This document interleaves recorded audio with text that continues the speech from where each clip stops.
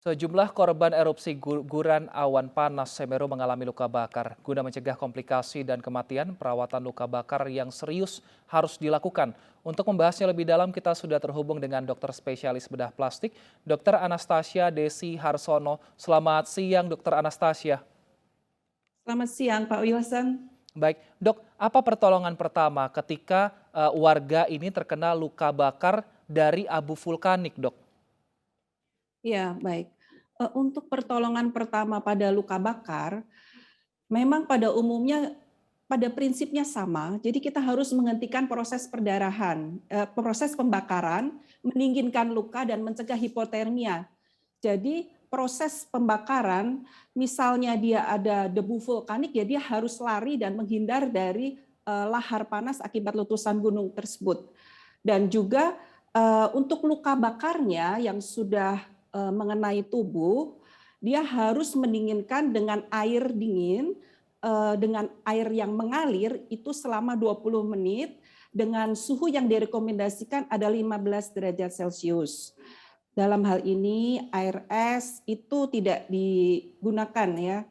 Kemudian yang perlu diperhatikan kita harus mencegah hipotermia. Jadi tidak boleh juga suhu tubuh dari korban itu dingin, ya terlalu rendah. Jadi harus tetap hangat, kering.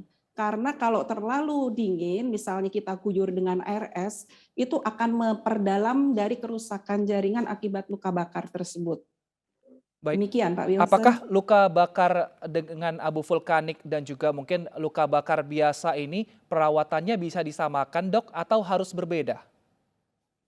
Ya, dalam hal ini luka bakar akibat lahar panas dari gunung itu berbeda dengan luka bakar pada umumnya.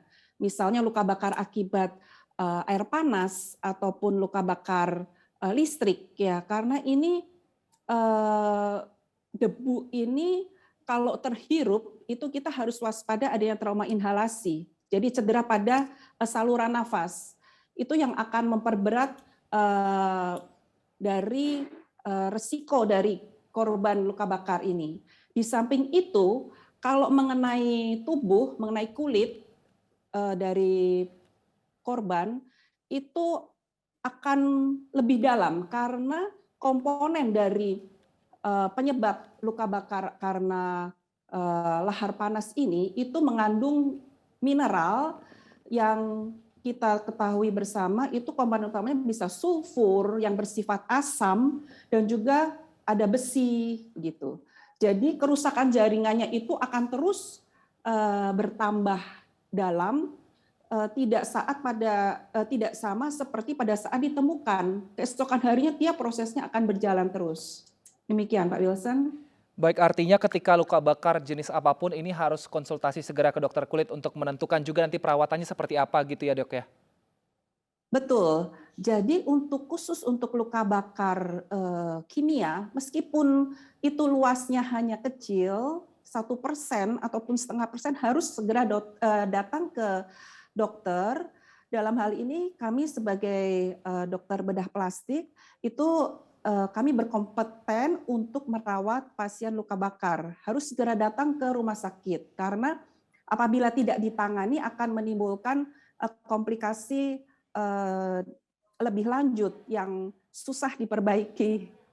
Baik, ngomong-ngomong soal komplikasi ini seberapa parah, Dok, bisa disebabkan akibat luka bakar ini? Apakah bisa menyebabkan kematian atau mungkin kehilangan anggota tubuh atau seperti apa, Dok? Iya, jadi untuk fase luka bakar, itu kalau fase awal, fase akut, itu bisa menyebabkan syok. Jadi untuk 24 jam pertama, biasanya pasien itu masalah utamanya adalah gangguan keseimbangan dari sirkulasi cairan tubuh. Elektrolitnya, protein tubuh itu akan keluar. Jadi dalam kondisi 24 jam pertama, dia harus mendapatkan cairan, resusitasi cairan yang cukup.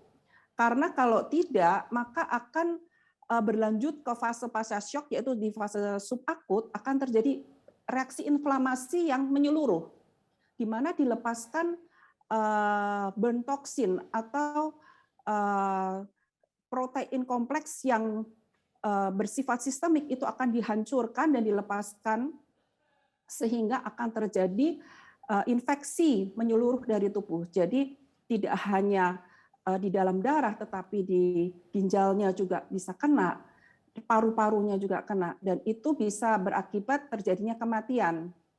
Kemudian di fase lanjut apabila pasien sudah bisa diselamatkan nyawanya, itu juga kita mesti harus perhatikan komplikasi lanjutan. Di antaranya adalah parut hipertrofi. Jadi luka yang lebih tinggi daripada ketinggian kulit di sekitarnya.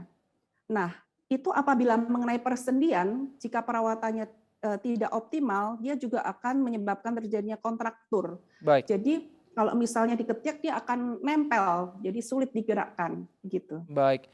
Semoga ini bisa menjadi kewaspadaan juga bagi masyarakat ketika luka bakar baik kecil ataupun besar segera konsultasikan ke dokter bedah plastik sehingga tahu penanganan ke depannya seperti apa sehingga tidak terjadi komplikasi bagi pasien. Terima kasih Dokter Anastasia, Iya, dokter spesialis bedah terima plastik telah kasih. bergabung bersama kami di Ini Siang. Sehat selalu, Dok.